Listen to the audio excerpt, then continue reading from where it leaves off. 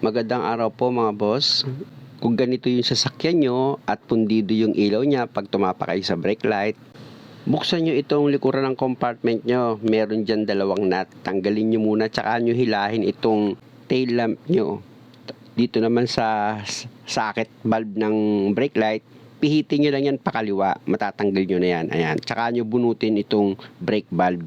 Kadalasan makikita nyo yung brake valve pag pundido na maitim na yan. O kaya yung filament niyan putol. Ganun po pag nagtitrace ako. At ito na yung bagong bili ng customer na brake valve. Sa pagkabit niyan mga boss, madali lang naman. Kunin nyo yung socket tapos itusok nyo lang itong valve. Simple lang, di ba? Pero bago nyo ilagay sa tail lamp, check nyo muna yung ilaw kung gumagana. Kasi pwede may diferensya din yung socket niya. At pag sigurado ka na okay na yung valve na nabili mo, pwede mo nang ilagay itong socket valve mo dito sa tail lamp.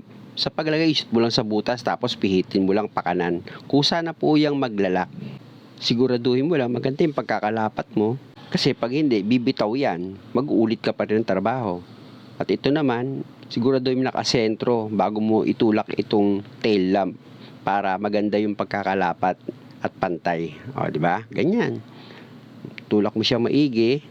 Huwag mo naman sobrang lakas ang palo, baka naman mababasag yung tail lamp mo. Ang dating ng pagtulak para bang hinihilot-hilot mo lang. Ganon, para pumantay siya. Kasi di mo plastic lang yung lock niyan Tapos may nakalagay na dalawang built-in na bolt. Nalalagyan mo naman siya ng nut ngayon. Ayan yung dalawang nut na nilalagay ko, taas baba. Huwag mo rin masyadong hihigpitan yan mga boss kasi pwedeng sa sobrang higpit mo, mabunot naman yan dito sa tail lamp mo.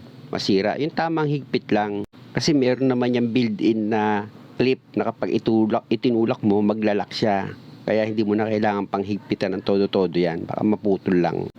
May makikita ka dyan na wire. Ang gagawin mo dyan, ayan yung hawak-hawak ko. Itutusok mo lang yan para hindi siya nakalaylay. Yan, ganyan lang. Tapos iayos mo lang itong cover niya sa pagkakaklip. Ayan, may clip po yan na plastic. At pwede mo nang testingin itong brake light mo sa ikalawang pagkakataon para sigurado ka na okay yung gawa mo. Dapat pag tinapakan yung pedal, sabay ilaw yan. Muli po maraming salamat sa panonood mga boss. Sana po nakakuha po kayo kahit malit lang na idea. At kung maaari, huwag niyo naman kalimutang mag-subscribe sa channel ko. Pakipindot na rin yung notification bell para lagi po kayong updated sa bawat video na ginagawa ko. Muli po, maraming salamat. O, di ba? Okay na siya. Salamat.